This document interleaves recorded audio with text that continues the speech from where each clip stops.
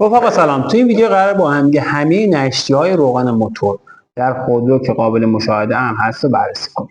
اولین نشتی از قسمت کاسه نمد تعمیر لنگ است. ما بین گیربکس و موتور پشت فلایویل یک کاسه نمدی قرار داره که روی میلنگ روی انتهای میلنگ قرار داره. اگه این کاسه نمد خشک بشه شما نشتی روغن مشاهده میکنید و از بین گیربکس و موتور مشاهده میکنید که روغن موتور در واقع نشتی داره. در این موارد باید گیربکس باز بشه، کیت کلاژ باز بشه، فلایویل باز بشه و کاسه نمد تعویض بشه.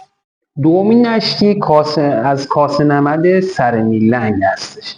اگر زیر قاب تسمه در قسمت شاگرد دیدید که روغن موتور به سمت پایین از قسمت بغل کارتر نشتی داره، یعنی از قسمت بغل کارتر نشتی و چربی روغن مشاهده می‌کنید، این به دلیل کاسه نمد سر میلنگ و باید قاب تسمه تای مجموعه تای و چرخدنده سر میلنگ باز بشه و این کاسه نمد هم تعویض بشه. سومین نشتی از پیچ کارتر هستش. ببینید بعضی مواقع چون کارتر اکثر مواقع آلومینیومی هستش و پیچ کارتر فلزی هستش، از جنس آهن یا فولاد هستش، باعث میشه که به مرور زمان رزوهای درون کارتر خراب بشه و باعث نشتی روغن بشه. خب در این موارد شما باید اولا دقت کنید در زمان بستن پیچ کارتر دقت بسیار زیادی کنید، از نخ نسوز استفاده کنید. میتونید از تفلون نسوز استفاده کنید، اما باید در استفاده از اون دقت کنید که نوار تفلون رو در انتهای پیچ ببندید، چون مقدار کمی هم از تفلون ممکن توری اویل پمپ رو بگیره. اما راهکار مهمتر و استاندارد استفاده از واشر مخصوص پیچ کارتر هستش که یک واشر مسی درون اون در واقع فضای خالی درون واشر وجود داره و زمان صفر کردن استاندارد این واشر در واقع جمع میشه که این عاملیه که در واقع جلوی نشتی رو بگیره. در صورتی هم که دیگه کار از کار گذشته و احساس کردید که نشتی داره و در واقع مشکل خورده کارتر، شما باید حتما در زمان تعویض روغن با یک تراشکار هماهنگ کنید تا کارتر را رزوه بزنه و پیچ مجدد بسته بشه. در صورتی هم که بسیار خرابتر باشه و نتونید کاری کنید، شکستگی ایجاد بشه یا حتی باید تا کارتر خود رو حتما تعویض بشه. چهارمین نشتی روغن نشتی از فشنگی روغن هستش. بعد از یک مدت کارکرد از قسمت سوکت فشنگی روغن به بیرون میریزه و اطراف فیلتر روغن شما مشاهده میکنید که چرب شده. خب در این حالت شما باید حتما فشنگی روغن رو تعویض کنید. ممکنه بعضی مواقع چراغ روغن هم روشن بشه که دلیلش همین در واقع خرابی و روغن زدگی درون سوکت فشنگی روغن هستش که باعث روغن شدن چراغ روغن یا کاهش افت فشار خرابی دیافراگم به داخل فشنگی روغن میشه که اون هم باعث میشه چراغ روغن روشن میشه. البته راجع به فشنگی روغن به صورت کامل من ویدیویی ضبط کردم، لینکش بالا میذارم و توصیه میکنم حتما اونو ببینید. پنجمین نوع نشتی از واشر درب سوپاب هست. ببینید زیر درب سوپاب یک واشر پلاستیکی هستش که بعد از یک مدتی خشک میشه. زمانی که خشک میشه دچار نشتی روغن میشه. این نشتی روغن ممکنه شما مشاهده کنید در اطراف وایر-شمع‌ها روغن ریخته، چرب شده، کثیف شده و متوجه میشید که واشر درب سوپاب نشتی پیدا داره و با عوض شه.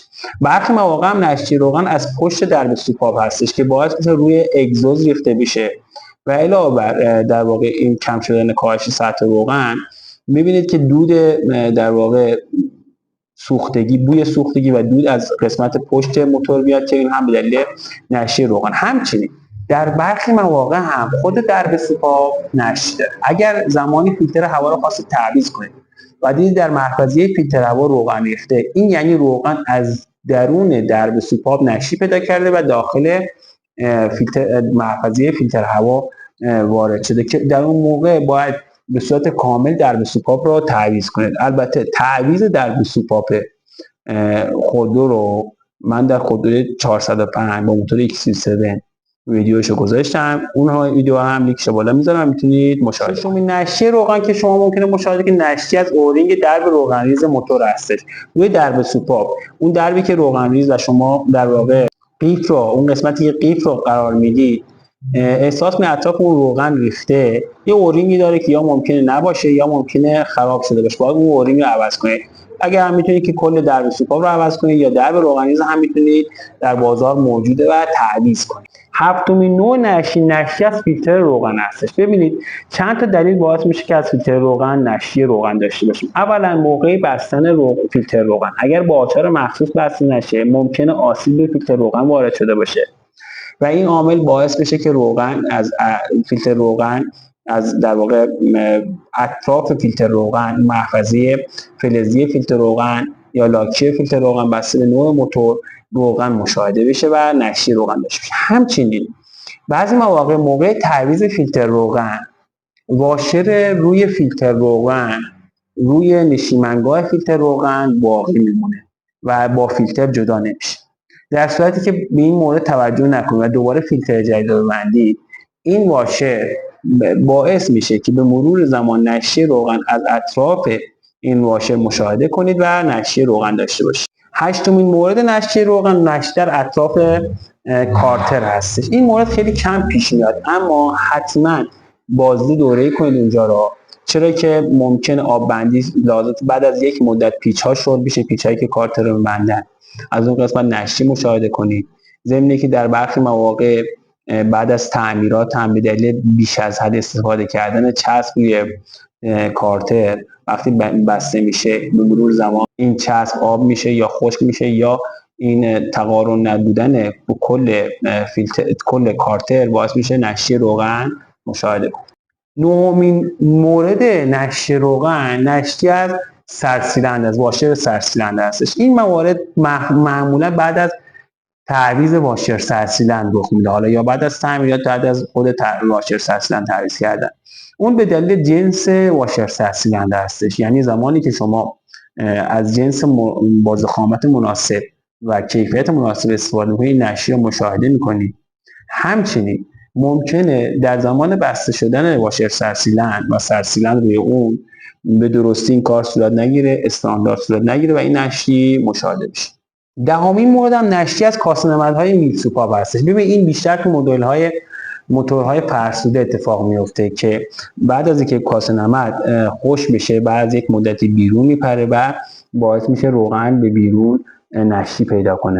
دلیل بیرون پریدن کاسه‌نمد هم 3 تا دلیل میتونه داشته باشه. یا چپه ایراد داره که کاسه‌نمد روی اون قرار، یعنی که روی کاسه‌نمد قرار میگیره، یا خود کاسه‌نمد دچار مشکل شده و خشک شده، و یا زمان تعویض کاسه‌نمد بیش از حد اون رو داخل جا زدیم و این عاملی میشه که بعد یک مدت به بیرون پرتاب بشه. 11مین مورد هم نشی روغن از قسمت گیج روغن هستش. ببینید این مورد زمانی به وجود میاد که اون قسمت پلاستیکی بالای گیج آسیب شده باشه، از بین رفته باشه، یا اورینگی که اون رو آب بندی میکنه درونه در واقع لوله گیج اون از بین رفته باشه که در این صورت باید حتما گیج رو تعویض کنید. و 12مین مورد نشی از خرچنگی بخار روغن یا لوله های تهویه کارتر است، شیلنگ های تهویه کارتر هستش. ببینید این مورد میتونه بسیار خطرناک باشه. بعد یک مدت این لوله ها دچار ترک میشه، پارگی میشه، خشک میشه و وقتی این لوله ها مخصوصا از قسمت پایین که به سیلندر بست هستش دچار خشک شدن باشه پاره میشه یا بست اون شل بشه، ممکنه در حرکت در دور موتور بالا در واقع روغن وقتی بیرون میریزه، اگر این مشکل پیش بیاد روغن از اون قسمت بیرون میریزه، وقتی روغن بیرون میریزه ماشین دچار یاتقان زدن میشه. پس لوله های بخار روغن، خرچنگی بخار روغن رو به شدت جدی بگیرید. من راجع به همین خرچنگی بخار روغن ویدیوی کامل توضیح دادم که اساس کارش چجوری باعث میشه که این تهویه کارتر به صورت بهینه و مناسب صورت بگیره. ویدیو رو لینکش رو بالا میذارم، اونا خواهش میکنم ببینید و همچنین در پایان ازتون میخوام که این ویدیو رو برای دوستانتون بفرستید، لایک و کامنت فراموش نشه. هر سوالی هم دارید با من در میون بذارید. موفق و مؤید و پیروز باشید.